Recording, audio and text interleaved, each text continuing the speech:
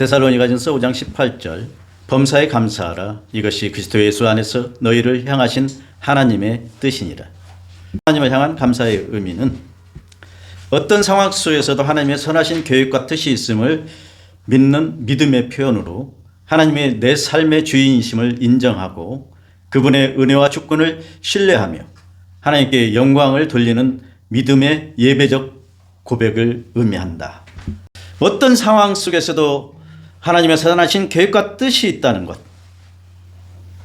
여러분의 모든 삶 가운데서 하나님의 계획과 뜻이 있는 거예요. 우리가 하나님을 향해서 항상 범사에 감사해야 되는데 억지로 안 되죠. 그것도요. 억지로 감사가 됩니까? 억지로 안 되잖아요. 그런데 예수님의 그 십자가의 사랑, 하나님께서 보내신 예수 그리스도가 이 세상에 오셔서 우리를 대신하여서 십자가에 죽으시고 다시 살아서 우리를 영원한 생명길로 이끄시고자 하셔서 부활까지 하셔서 우리에게 그 부활의 기쁨을 만끽하게 하시는 그 사랑을 알면은 범사에 감사하게 돼요. 그러니까 예수님의 십자가의 그 사랑이 바로 감사의 근원이 되는 거예요. 그 사랑을 알 때 감사를 할 수가 있는 거예요. 그러니까 십자가의 그 사랑의 깊이를 자기가 절실하게 크게 깨닫고 느끼는 사람이 더 큰 감사를 할 수가 있는 거예요. 그래서 감사는 믿음의 표현인 거예요. 하나님의 은혜를 많이 받고 그 사랑을 아는 자들이 믿음이 좋고 하나님께 감사하는 자가 믿음이 좋은 거예요. 풍족할 때뿐만 아니라 어려움 중에도 감사할 수 있는 것은 하나님이 여전히 나와 함께 하신다는 사실을 알기 때문에, 믿기 때문에. 그래서 감사는 믿음의 표현이다 말할 수 있는 거예요. 하나님께서는 우리를 하나님의 주권으로 우리를 다스리시고 가장 좋은 길로 인도하신다는 사실을 분명히 알고 믿어야 돼요. 또한 감사는 하나님을 향한 예배의 표현이에요. 로마서 12장 1절에 말씀하셨잖아요. 너희 몸을 하나님이 기뻐하시는 거룩한 산 제사로 드리라 말씀하셨잖아요. 지금 우리가 동물 제사를 드리지 않고 있어요. 동물 제사가 필요 없고요. 예수님이 단번에 그 제사를 드리셨기 때문에 그 제사는 하나님과 화목할 수 있는 그 길을 제시해 주신 제사죠. 그래서 우리가 예수 그리스도를 통하여서 감사는 하나님을 향한 산 제사라고 보시면 돼요. 감사는 자기 믿음의 깊이를 나타낸 척도라고 할 수가 있어요. 그러니까 제가 그런 말씀 드리잖아요. 은혜 받으면 자기가 알아서 다 한다. 믿음대로 우리는 행하게 되거든요. 믿음이 없는 자들에게 가령 무엇을 강요하잖아요. 교회에 열심을 내라, 봉사를 해라, 충성을 해라, 하나님께 예물을 드려라. 그런 강요를 하면은요 견디지를 못해요. 그래서 우리가 생활 속에서 늘 하나님께 감사한다는 것은 자기 믿음을 드러내고 나타내는 거예요. 입에 감사가 늘 넘치는 사람은요 그 믿음이 좋은 거예요. 정말 우리가 표현하기가 그렇지만은 믿음이 좋은 사람이 하나님께 감사하지 믿음이 연약하고 없는 사람이 어떻게 하나님께 감사하겠어요. 믿음이 없는 사람이 하나님께 영광 돌리고자 하는 마음이 있습니까? 감사하려고 하는 마음이 있습니까? 하나님의 교회를 위해서 충성하고자 하는 마음이 있습니까? 없거든요. 그래서 감사는 믿음의 척도다. 믿음이 좋을수록 감사가 넘친다. 그리고 감사는 은혜를 잊지 않은 겸손의 고백이다. 정말 감사하면은 그 은혜를 잊을 수가 없죠. 그래서 겸손하게 되고 자기를 낮추게 되고 그분을 존경하게 되고 그분을 위해서 어떻게 할 것인가 그런 마음에 겸손한 마음을 갖게 되는 겸손의 고백이라고 할 수가 있습니다. 감사하는 자가 겸손한 자고 모든 것이 주님의 은혜입니다라고 하는 사람이 하나님께 겸손의 고백을 하는 자예요. 그 고백 속에서 인간은 자신을 낮추고 하나님을 높이게 되죠.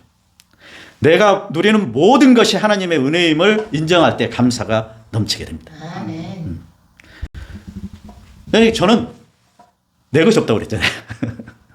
모든 것이 다 주님 것이라고 그렇게 말씀을 드리잖아요. 그것은 모든 것이 내가 누리는 그 모든 것이 하나님의 은혜임에 감사하는 거거든요. 그래서 사실 내가 이 세상에 나올 때 뭘 가지고 나왔습니까? 돈을 들고 나왔습니까? 금덩어리를 들고 나왔습니까? 부동산을 들고 나왔습니까? 아무것도 없잖아요. 나올 때 아무것도 가지고 온 것이 없는데 내가 누리는 모든 것이 다 하나님께서 주신 거 아닙니까? 아멘. 나의 지금 숨 쉬는 것도 하나님께서 이 산소와 공기를 주셔서 숨 쉬는 거거든요. 아멘. 내가 이렇게 서 있는 것도 하나님께서 나를 건강케 하셔서 이 말씀을 정케 하시고 서 있게 하시는 그거 감사 아닙니까? 병원에 가보세요. 얼마나 많은 사람들이 어렵고 힘든 가운데서 그 고통을 감내하고 있는지. 그 상황을 내가 겪지 않으면 깊이 공감할 수가 없어요. 네. 집안에 한 사람만 아파도 초비상이 걸리고 각 사람의 마음속에 그 아픔은 이루 말할 수가 없거든요. 당사자는 물론이고. 우리가 이렇게 하나님께 예배할 수 있다는 건 너무나 큰 은혜요 감사해요. 저는 그래서 공산당이 쳐들어오지만 않고 이 정권이 예배 드리는 거 방해만 안 하면 정말 감사하다. 그렇게 말씀을 드리잖아요. 네. 어느 정권이 들어서더라도 하나님을 믿는 믿음에 예배 드리는데 방해하지 않은 그것만 해도 나는 정말 너무 감사하다. 네.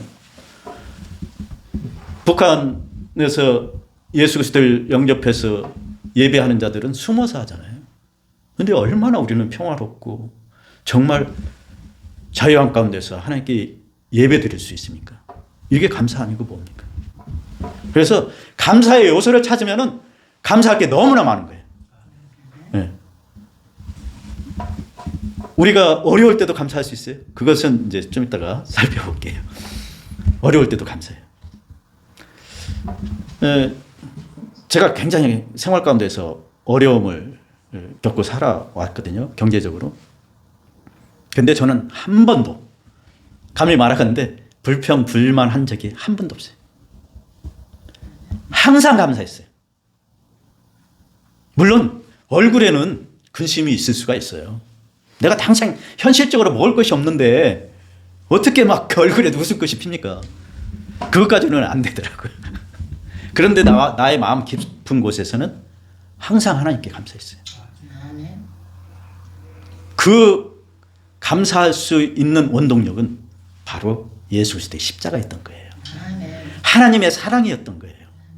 그 하나님의 사랑과 예수 그리스도의 십자가를 생각한다면 우리는 감사하지 않을 수가 없는 거예요. 네. 나의 고난과 고초가 예수님의 십자가와 견줄 수 있습니까?